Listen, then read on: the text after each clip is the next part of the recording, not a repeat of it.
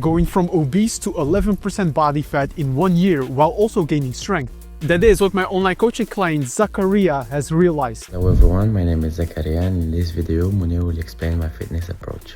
Step by step, I will show you the exact plan I designed for Zakaria and how you can also apply these principles to level up your fitness progress in 2025. The first step in any fitness journey is setting productive goals. When Zakaria first approached me, he was 120 kilograms with around 38% body fat. So getting to 11% body fat with good muscle definition looked far away.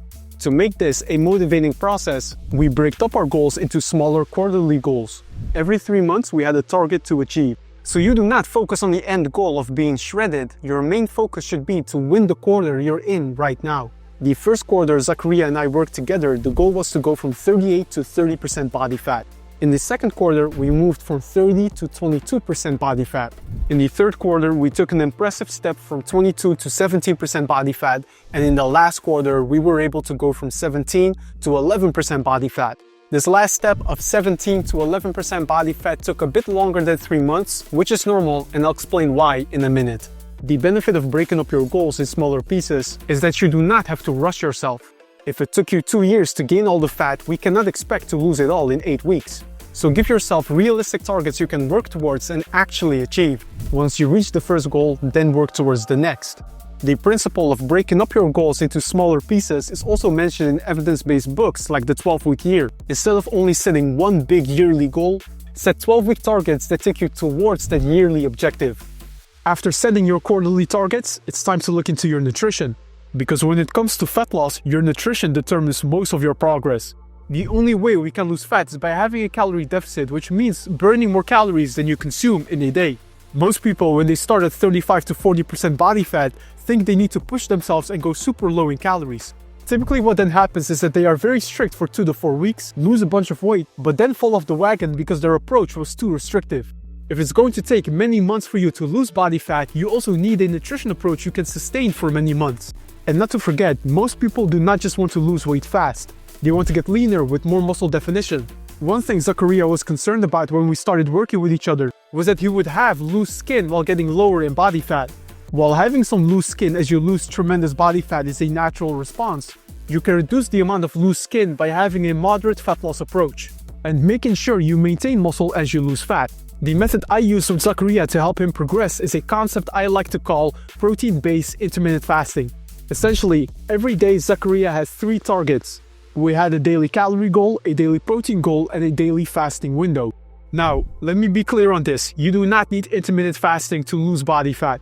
But if you are eating fewer calories, incorporating periods of fasting can make your fat loss journey more enjoyable. In the case of Zakaria, we started with a calorie goal of between 2,000 to 2,100 calories per day and at least 140 grams of protein. Zakaria enjoys having a filling lunch and dinner meal. So to avoid wasting valuable calories, we decided to fast in the morning time and have only an 8-hour eating window per day. This allows you to have larger meals for your lunch and dinner. If you are the type of individual who enjoys breakfast, no worries. If you are controlling your calorie intake and make sure you get enough protein per day, you can still lose body fat while having breakfast. For instance, I have another online coaching client, Isaac, who lost 120 pounds in 18 months while still incorporating a breakfast meal. Isaac just made sure that he was in a calorie deficit over the entire day. So there are multiple ways to roam. But for Zakaria, an intermittent fasting approach with a daily calorie and protein target worked best. There were some exceptional moments in which Zakaria did have breakfast. For instance, sometimes he went on a snowboarding trip and did have breakfast at the hotel. But those are exceptional moments. How you eat most of the time is more important than how you eat some of the time.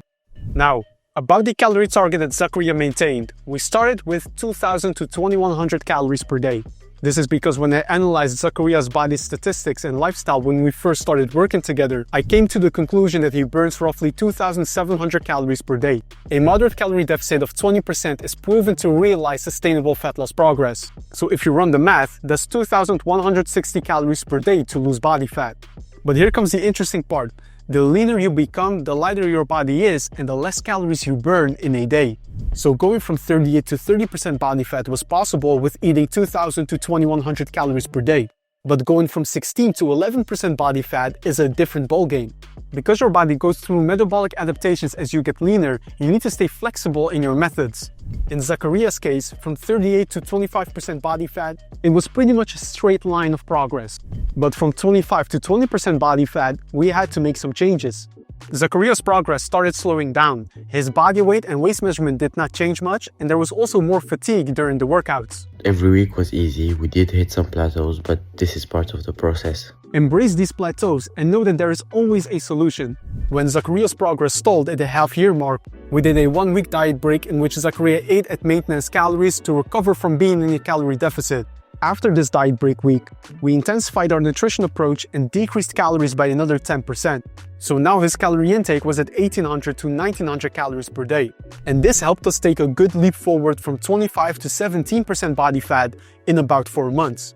Once Zakaria reached 17% body fat, we hit another plateau. Again, this is part of the process. But instead of decreasing calories further this time, I increased Zakaria's daily step count by adding an extra daily 30-minute walk.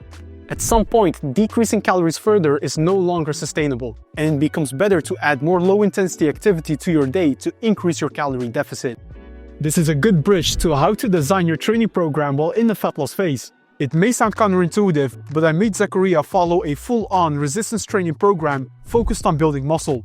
When most people are around 35 to 40% body fat, doing more cardio is the first thing they think about. And doing cardio is great, but if you want the best body composition improvement, it makes much more sense to combine lifting weights with a calorie deficit.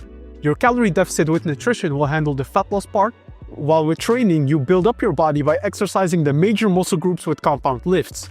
This combination of a calorie deficit and a lifting program is the formula that helped Zakaria. As he got leaner, he did not look skinny or skinny fat. Far from it actually, Zakaria looks very athletic and has lean muscle definition. In the typical fat-to-fit transformations, you do not see this level of muscle definition. Because most people place too much emphasis on doing cardio and lifting higher reps with lighter weights. Do not get distracted by this crowd. Design your nutrition to lose fat at a moderate pace and lift weights as if you are looking to build muscle. You will be impressed by your progress at the end of the year. In terms of cardio, the main form of cardio I had Zakaria do was walking. Every day we had a 10k steps target. When Zakaria was in a fat loss plateau and we want to speed up the results, we increased our daily steps target to 13,000 steps per day. Use walking as well in your routine. It is a great tool for additional calorie burn. The fifth and final step is often forgotten but very important, and that is having a maintenance phase after a successful fat loss phase. Zakaria made this awesome fat loss progress and lost 26% of his body fat. But this does not mean that his fitness journey has now come to an end. In fact, a new journey has started. Now Zakaria is lean and can enjoy the fruits of his labor by continuing the fitness journey. So instead of falling back into old habits, Zakaria and I continued working with each other and set new exciting fitness goals. Now Zakaria's goal is to lean bulk and build more muscle while maintaining his lean body fat percentage. I recommend the same for you. Once you have achieved your fat loss goals and went through all of the steps, set a new exciting fitness goal. Some people think their fitness journey is over once they have reached their goal weight, but this is a dangerous mentality. Research shows that 80% of people regain the majority of their weight loss within 1 year after their diet. With a lot of pride, I can now say that Zakaria has hovered between the 11 to 15% body fat range for a good 8 months now. The fat loss progress I showed you earlier was realized from mid-2023 to mid-2024.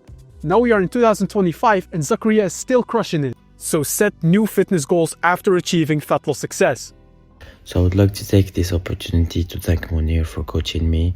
I feel better than ever. The physique I have achieved thanks to him is far beyond anything I was expecting when I first approached him. So if you're looking for a coach, Munir is your guy.